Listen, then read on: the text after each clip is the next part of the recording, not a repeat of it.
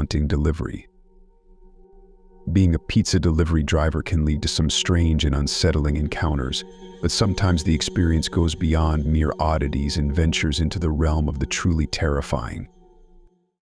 Story 1. The House in the Woods. As a pizza delivery driver, you get used to strange requests, but this one was different. It was a late-night delivery to a house deep in the woods, a place I'd never been before. The directions were vague, and my GPS kept losing signal, but I finally found the house, an old, decrepit building with no lights on. I knocked on the door, but there was no answer. Just as I was about to leave, I heard a faint voice say, "Come in." Against my better judgment, I opened the door and stepped inside. The air was thick with the scent of decay, and the only light came from a single flickering candle in the hallway. "Hello," I called out, but there was no response. I placed the pizza on a table near the entrance and turned to leave. As I reached the door, it slammed shut, plunging me into darkness. Panic set in as I fumbled for my phone, but it was dead.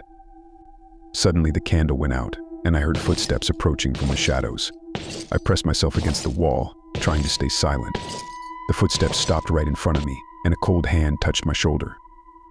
I bolted for the door, desperately pulling at the handle until it finally gave way.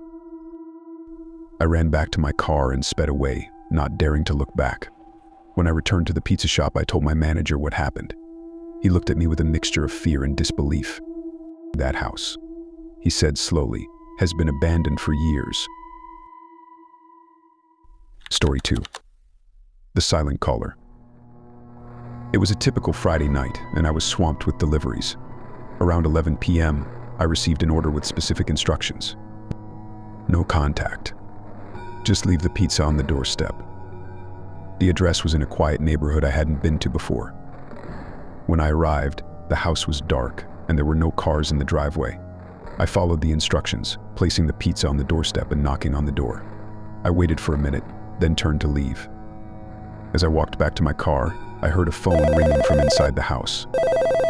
Curiosity got the better of me, and I turned around. The door was slightly ajar, and the ringing continued.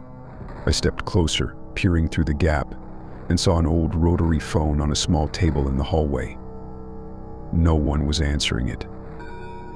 "Hello?" I called out, but there was no response. I took a step inside, the floorboards creaking under my weight. The ringing stopped abruptly, replaced by an eerie silence. I felt a chill run down my spine and decided it was time to go. As I reached the door, it slammed shut, and I heard a whisper behind me. "Stay." I spun around, but there was no one there. The house was empty, yet I could feel eyes watching me. I bolted out of there, not stopping until I was safely in my car. The next day, I checked the delivery records out of curiosity. There was no record of an order to that address, and when I drove by later, the house looked like it had been abandoned for years. Story 3. The Basement Door. One night, I got an order for a large pepperoni pizza from an address I'd never been to before.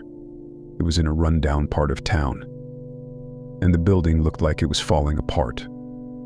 I knocked on the door, and a man answered, his eyes darting nervously around. "Come in," he said quickly, taking the pizza and shoving money into my hand. "Follow me, please."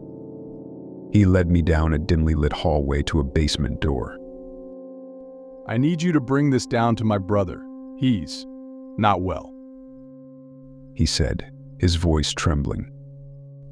I opened the door and stepped into a small, cluttered room. The air was thick and oppressive. As I set the pizza down, I heard the door behind me close and lock. Panic surged through me as I pounded on the door, shouting to be let out. A voice came from the shadows, low and menacing. "You're not supposed to be here." I spun around, the flashlight beam revealing a figure hunched in the corner, its eyes glowing unnaturally. I pounded on the door harder, screaming for help. The figure began to move towards me, its movements jerky and unnatural. Just as it reached me, the door flew open, and the man from upstairs pulled me out, slamming the door shut behind us. go. He whispered urgently, shoving me towards the stairs. And never come back. I didn't need to be told twice. I raced up the stairs and out of the house, my heart pounding in my chest. Back at the pizza shop, I tried to make sense of what happened, but no one believed me. The next time I drove by that house, it was boarded up, with no signs of anyone living there. If you enjoyed this video, remember to subscribe to Supernatural Secrets for more spine-chilling tales. Until next time, stay vigilant, stay curious, and may the mysteries of the supernatural continue to captivate your imagination. This is Supernatural Secrets signing off.